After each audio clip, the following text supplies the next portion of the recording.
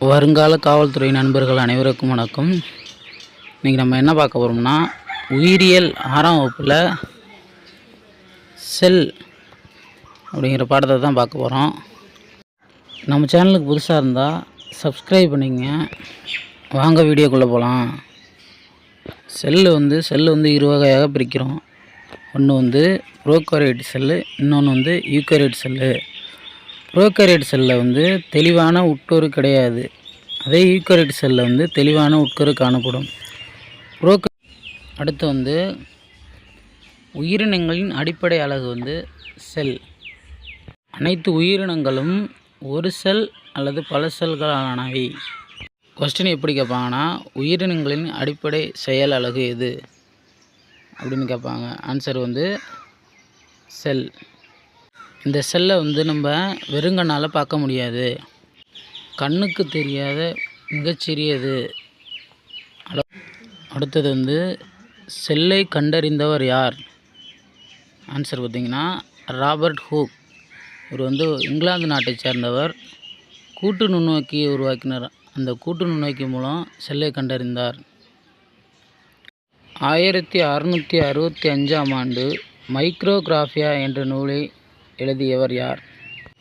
Answer பார்த்திங்கன்னா Robert Hooke. இந்த Micrographia நூலில் தான் செல் என்ற சொல்ல முதலாக கண்டுபிடிச்சிருக்காங்க. இவர் செல் என்ற சொல்லினை பயன்படுத்தி திசுக்களின் அமைப்பை விளக்கினார். லத்தீன் மொழியில் செல்லுலா என்பதற்கு சிறிய அறை என்று பொருள்.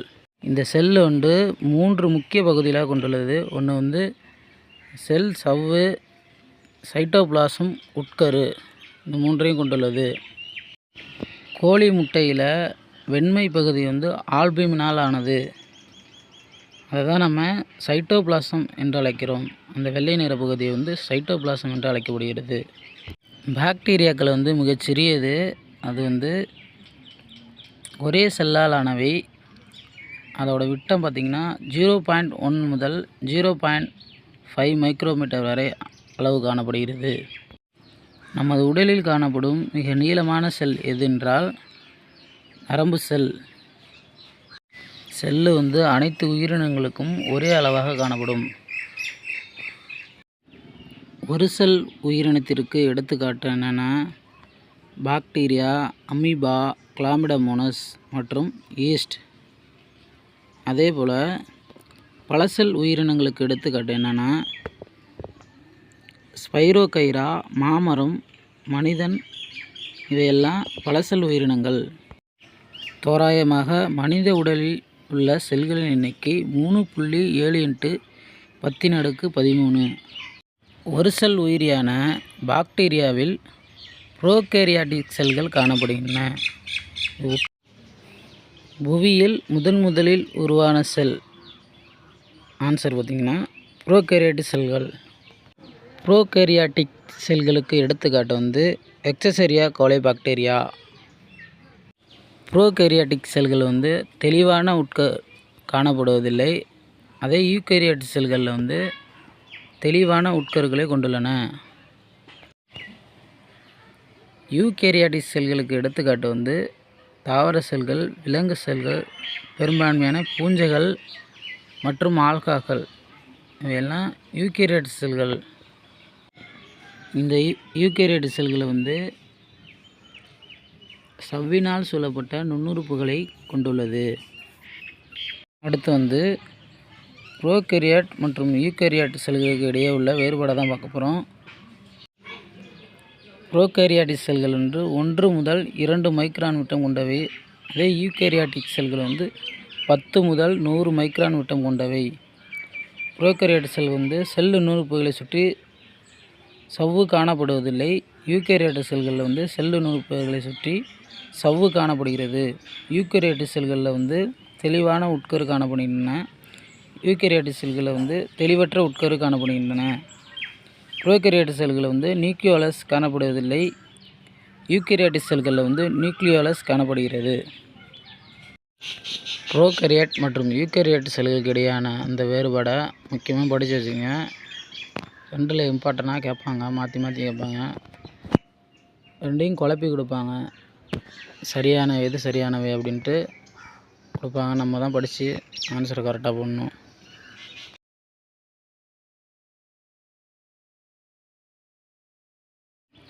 அடுத்து என்ன பார்க்க போகிறோன்னா தாவர செல் மற்றும் விலங்கு செல் தான் பார்க்க போகிறோம்.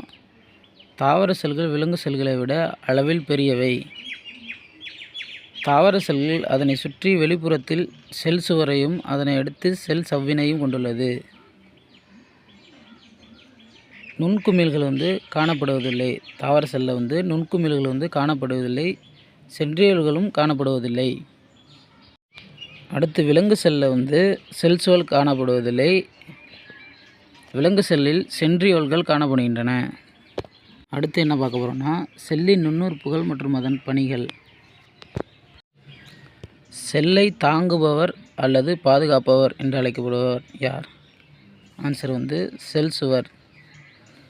செல்லின் கதவு என்று அழைக்கப்படுவது ஆன்சர் செல் சவ்வு. அடுத்து செல்லின் நகரும் பகுதி என்று அழைக்கப்படுவது சைட்டோபிளாசம். அடுத்து செல்லின் ஆற்றல் மையம் என்று அழைக்கப்படுவது ஆன்சர் மைட்டோகாண்ட்ரியா. செல்லின் உணவு தொழிற்சாலை என்று அழைக்கப்படுவது பசுங்கணிகம். அடுத்து செல்லின் சேமிப்பு கிடங்கு என்று அழைக்கப்படுவது நுண்குமிழ்கள். அடுத்து செல்லின் கட்டுப்பாட்டு மையம் என்று அழைக்கப்படுவது உட்கரு. அடுத்து செல்லின் உட்கரு வாயு அல்லது உட்கரு கதவு என்று அழைக்கப்படுவது ஆன்சர் உட்கரு உறை, நியூக்ளியஸ் உறை என்றும் அழைக்கப்படுகிறது. இந்த 8 பாயிண்டில் ஏதாவது ஒரு பாயிண்ட் திரும்ப திரும்ப கேட்டுகிட்டு இருப்பாங்க. Very very important. புக்கில் ஒரு முறை நல்லா வாசித்து பாருங்கள். நம்ம வீடியோ பார்த்துட்டு ஒரு முறை ஸ்கூல் புக்கை எடுத்து வாசித்து பார்த்திங்கன்னா நம்ம எவ்வளோ இம்பார்ட்டன்ட்லாம் சொல்லியிருக்கோன்னு உங்களுக்கு புரியும். அடுத்து நம்ம என்ன பார்க்க போகிறோன்னா புக் பேக் கொஸ்டினை தான் பார்க்க போகிறோம்.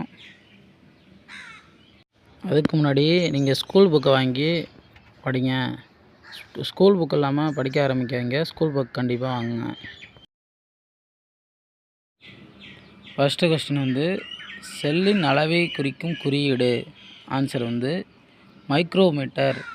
ரெண்டாவது கொஸ்டின் நுண்ணோக்கியில் பிரியா செல்லை பார்க்கும்போது அச்செல்லில் செல் சுவரும் நியூக்ளியஸும் இருக்கிறது. பிரியா பார்த்த செல் ஆன்சர் தாவர செல். யூகேரியாட்டின் கட்டுப்பாட்டு மையம் எனப்படுவது ஆன்சர் நியூக்ளியஸ். கீழுள்ளவற்றில் எது ஒரு செல் உயிரினம் அல்ல? Answer spirogyra.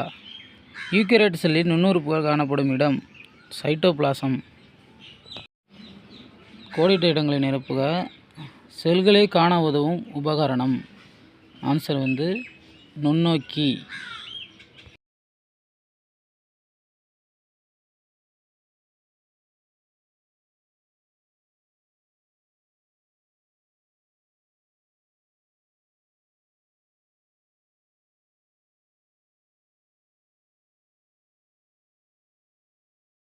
ப்ரோகேரியட் பாக்டீரியா. யூகேரியட் தாவர செல்கள் மற்றும் விலங்கு செல்கள். ஸ்பைரோகைரா தாவர செல். அமீபா விலங்கு செல். உணவு உற்பத்தியாளர் பசுங்கணிகம். ஆற்றல் மையம் மைட்டோகாண்ட்ரியா. நம்ம வீடியோ உங்களுக்கு பயனுள்ளதாக இருக்கும். தொடர்ந்து நம்ம சேனலை ஃபாலோ பண்ணிட்டு வாங்க. நம்ம சொல்கிற ஒரு கொஸ்டினும் மிக முக்கியமானதாக தான் இருக்கும். ஃப்ரெண்ட்ஸ் எல்லாருக்கும் ஷேர் பண்ணுங்கள். மறக்காமல் நம்ம சேனலை சப்ஸ்கிரைப் பண்ணி வச்சுங்க. தொடர்ந்து பார்த்துட்டு வாங்க. உங்கள் ஆதரவு தாங்க. நன்றி, வணக்கம்.